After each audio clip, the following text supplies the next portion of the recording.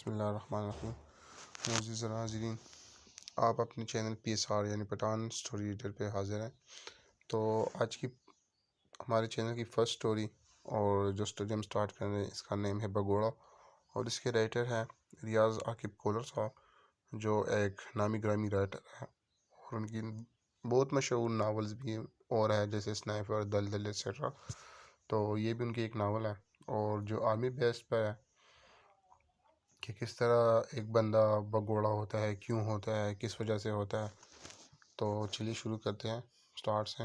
جب وہ ٹریننگ کر رہے ہوتے ہیں، یار مجھ سے تو یہ نوکری نہیں ہونے والی، ٹریننگ کی شروعات ہے اور ابھی سے میرے گھٹنوں کے بال بیرنگ جواب دے گئے ہیں، سارے جسم میں درد کی لہریں یوں اٹھ رہی ہے جیسے کسی نے ڈنڈے کی پٹائی کی ہو، پھر 104 ڈگری کا بخار ہو، آرام کے لیے یہ نہیں چھوڑ دے، 24 گھنٹوں میں 4 گھنٹے تو نیند کو نہیں ملتے، اور کھانے کی صورتحال ملاحظہ ہو، ہم جتنے ایک ثابت بینگن اٹھا کر میری آنکھوں کے سامنے لہرایا۔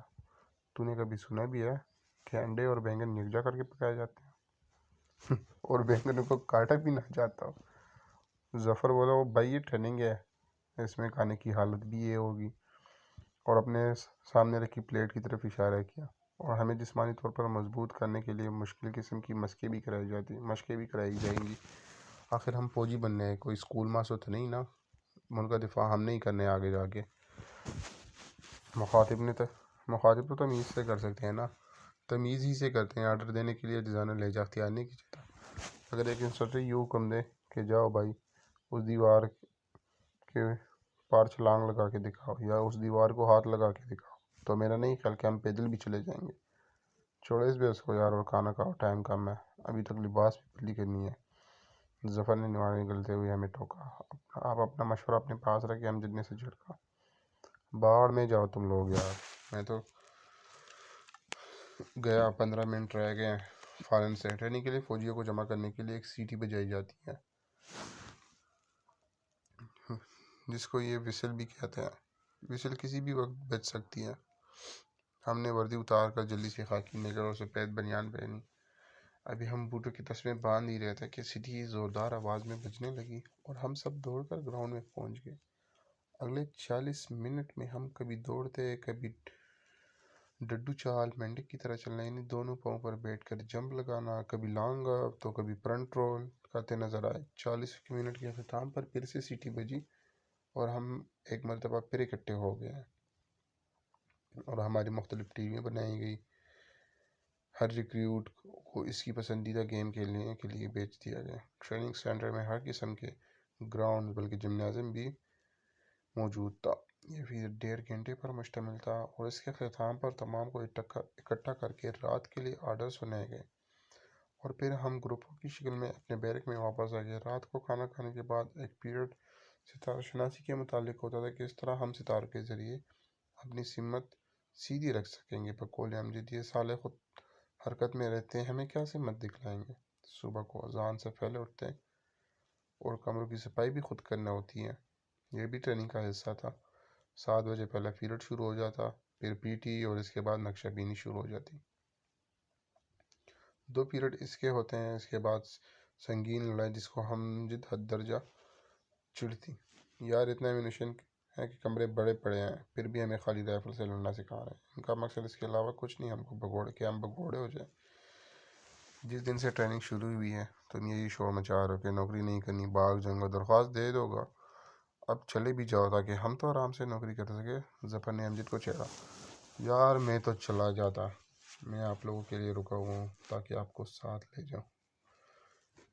ہم تمہارے ساتھ جائیں گے یار اپنی گھر؟ عقل خان نے امجد کو ٹوکا، خان صاحب آپ کی بات تو نہیں تھی، میں ان کے متعلق کہہ رہا تھا۔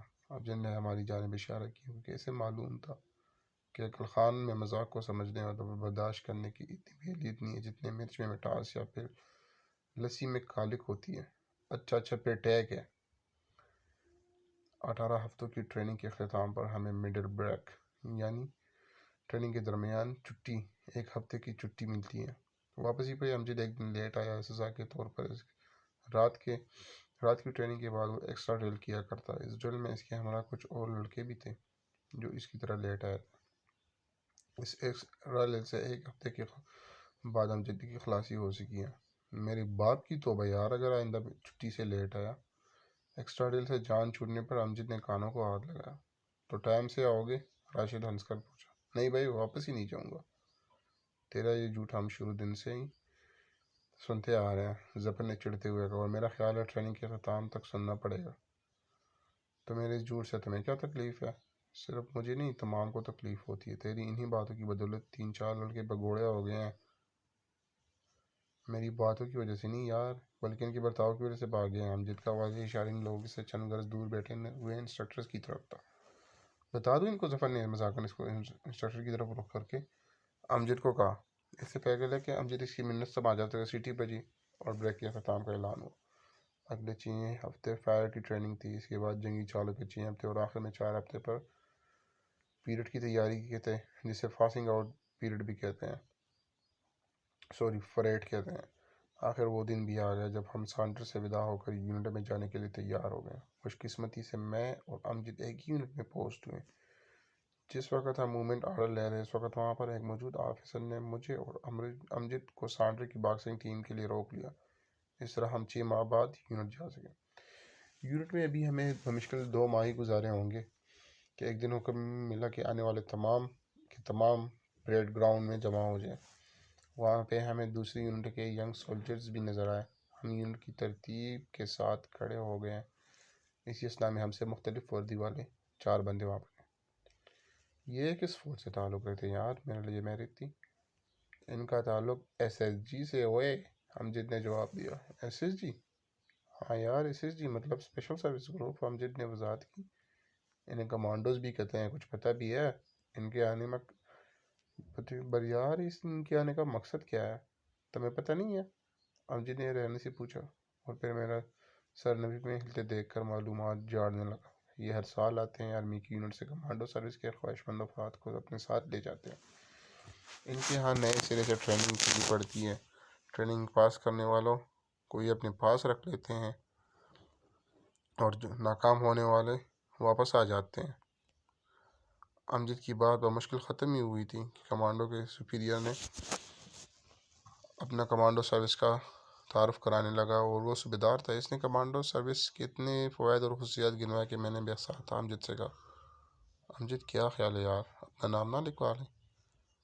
امجد کہنا، صرف نام لکھوانے سے یہ سہولتیں میسر نہیں آنے حضرات، ٹریننگ بھی کرنی پڑتی ہے۔ ٹریننگ بھی کر لیں گے، میں مصر ہوا۔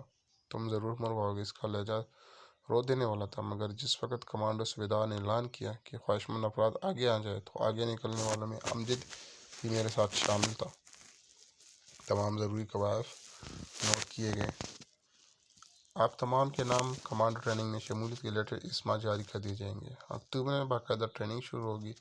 یہ کہہ کر کمانڈو اپنی جیپ میں بیٹھے اور وہاں سے رخصت ہو گئے۔ ہم بھی یونٹ سدھارے۔ ستمبر کے ہفتے میں امجد اور میرے نام کمانڈو ٹریننگ کا لیٹر آ گیا، اور ہم اپنی یونٹ جو اس وقت گوجرانوالہ اسٹیشن پر تھی سے چراٹ نوشہرہ آ گئے۔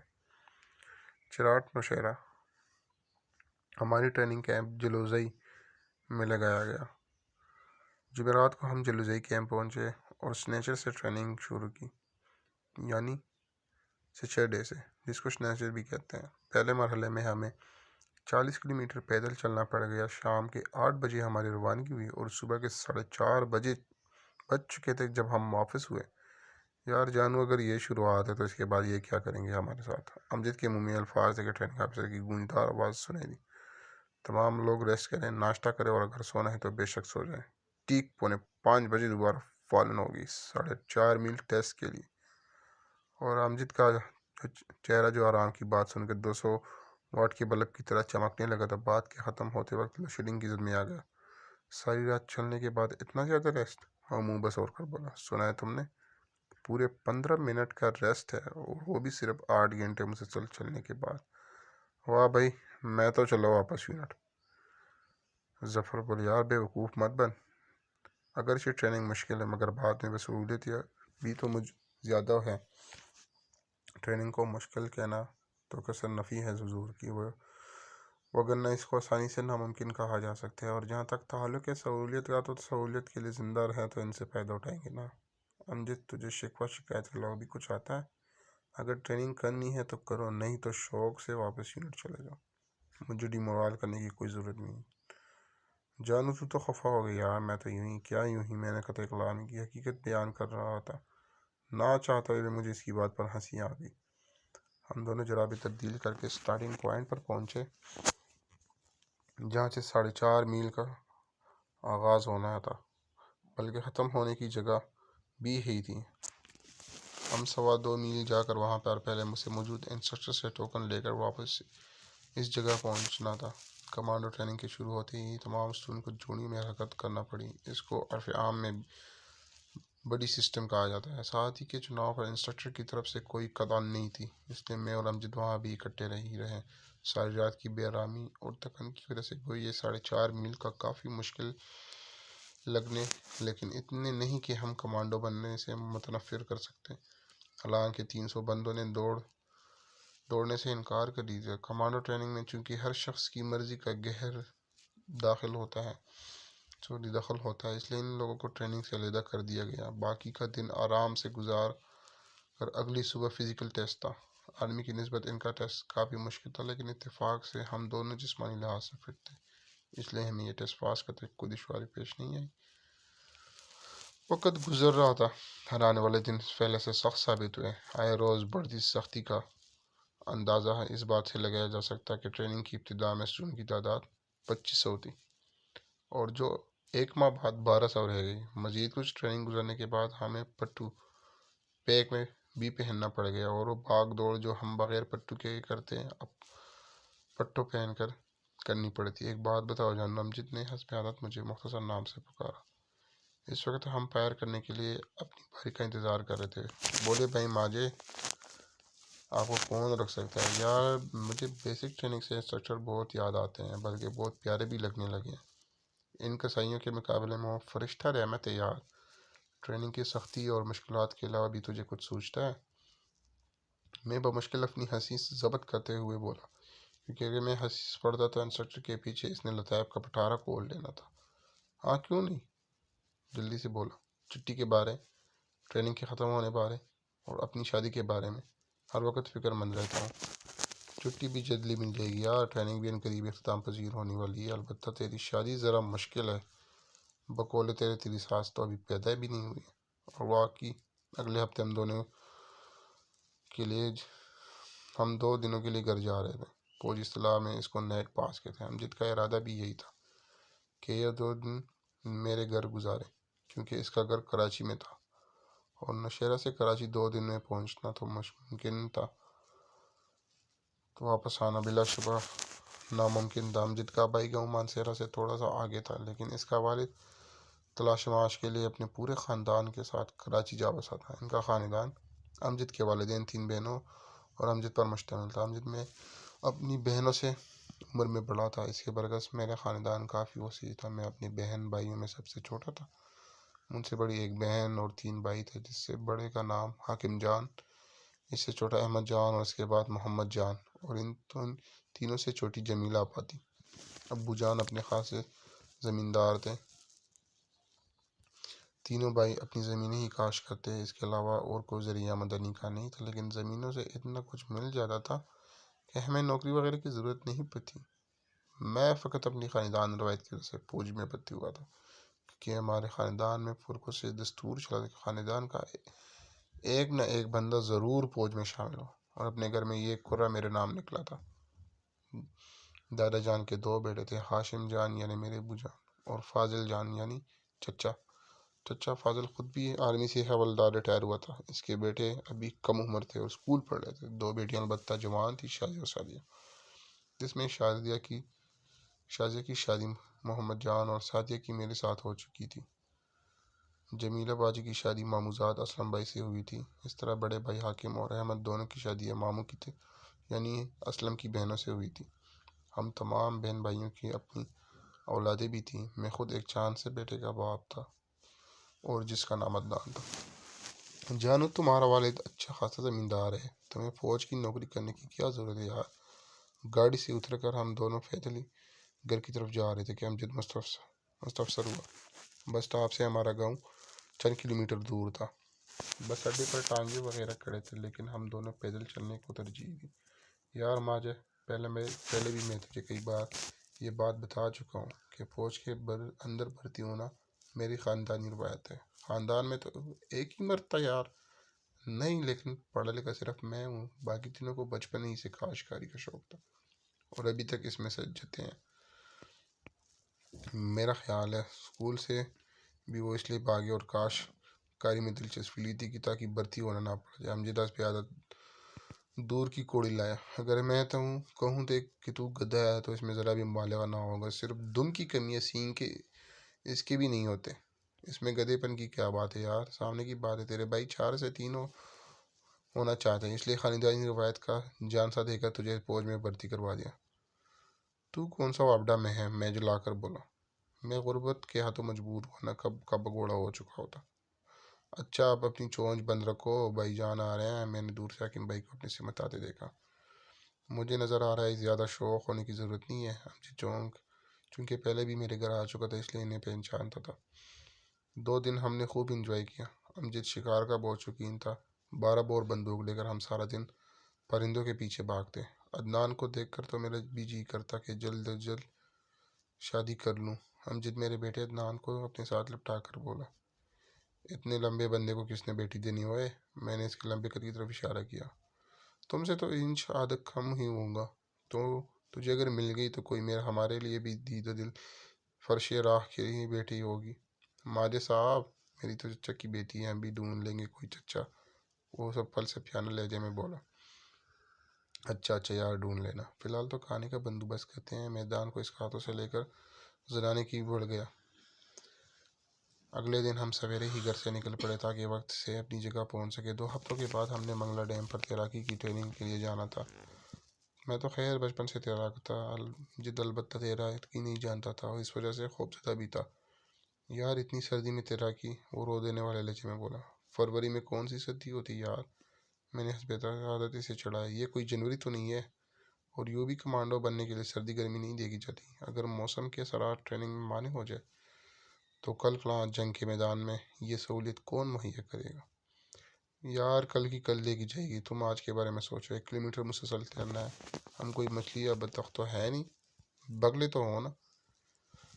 ظفر نے کہا، یہ میں وقت آنے پر پوچھوں گا بگلا بھگت صاحب، وہ جلا کر بولا اور مسکرا پڑا۔ ٹریننگ کے باقی مراحل کی طرح یہ مرحلہ بھی گزر گیا اور پھر وقت بھی آ گیا جس میں ہمیں پیراشوٹ کے ذریعے جہاز سے جمپ لگانا تھا۔ اس کے بعد لانگ مارچ جو 50 کلومیٹر پر مشتمل ہوتی ہے، ماں ساز و سامان کی کرنی پڑی۔ اور پھر سب سے آخر مرحلہ اسکیم کا تھا جس میں 1 ہفتہ اپنی بندوبست پر ہمیں جنگل میں گزارنا تھا۔ جس دن ہم جمپ کے لیے جہاز میں سوار ہوئے تو ہماری تعداد صرف 120 تھی، حالانکہ ٹریننگ کی ابتدا میں ہم 2500 تھے۔ اگر کوئی چھلانگ نہ لگائے تو امجد نے جہاز میں سوار ہوتے سرگوشی کی، وہ خود نیچے پھینک دیں گے۔ میں اطمینان سے بولا۔ اس نے منہ بنا کر کہا، کبھی تسلی نہیں دینی، بس ڈراتے رہنا۔ لیکن میں اسے جواب دیے بغیر آنے والے مشکل وقت کے متعلق سوچنے لگ گیا۔ بہرحال یہ مشکل ٹائم بھی بیت جائے گا۔ جتنا اس سے ڈرے ہوئے تھے اتنا ہی انجوائے کیا۔ ٹریننگ کے خاتمے پر ہمیں چھٹی ملی۔ واپسی پر ہم مکمل کمانڈو تھے اور ہماری چھاتی پر کمانڈو کی شناخت کمانڈو ونگ لگ چکا تھا۔ نئی بات سنیے، ہم میس میں بیٹھے ہیں، شام کا کھانا کھاتے کہ امجد بوٹی کے ساتھ زور آزمائی کرتے ہیں، مجھ سے مخاطب ہوا۔ سناؤ؟ نہیں سنی تو اب سن بھی لوں گا۔ تو سنو، امجد نے لمبی ڈکار کے ساتھ کھانے کے اختتام کا اعلان کرتے ہوئے، صبح سے جو 2 کراٹے کا کورس شروع ہے۔ ہاں مجھے پتہ ہے، میں نے اطمینان سے بولا۔ کمانڈو کی پوری سروس ہی کورسوں پر مشتمل ہے، ہماری تو ابھی شروعات ہے۔ مارے گئے، امجد ماتھے پر ہاتھ بولا اور میں ہنس پڑا۔ وقت گزرنے کا پتہ ہی نہ چلا، ہم 2-3 سال کمانڈو کی سروس میں گزار دیے۔ اس دوران ہمیں مختلف پیشورانہ کورس کر کے اپنی قابلیت کا لوہا منوا چکے تھے۔ میں 10 دن کی چھٹی پر تھا اور ابو جان کے کمرے میں بیٹھا ان کے پاؤں دبا رہا تھا۔ چچا بھی ادھر ہی موجود تھے، ابو جان کے ساتھ زمینوں کی بابت پر کچھ گفتگو کر رہے تھے۔ چچا جان، ہمیں ابھی تک ایک حویلی میں رہائش پذیر ہے۔ چچا جان ابو کو بالکل اپنے باپ کی طرح سمجھتے تھے، اس طرح ہم بہن بھائیوں کے ساتھ بھی ان کا رویہ بہت شفقت تھا، البتہ ہماری غلطیوں پر ٹوکنا یا کوئی مناسب سزا دینا چچا جان اس کام کو سر انجام دینا پڑتا تھا۔ پتر پانی تو پلا دے۔ دوران گفتگو چچا مجھے مخاطب ہوئے اور سر لا کر کمرے سے باہر۔ چچا جان چونکہ تازہ پانی کو پسند کرے تھے، اس لیے میں ایک گلاس اٹھا کر نلکے کی سمت بڑھ گیا۔ پانی کا گلاس بھر کر لوٹنے ہی لگنے مجھے بھائی جان محمد تیز قدموں کے ساتھ چچا فاضل کے کمرے کی طرف بڑھتا ہوا دکھائی دیا۔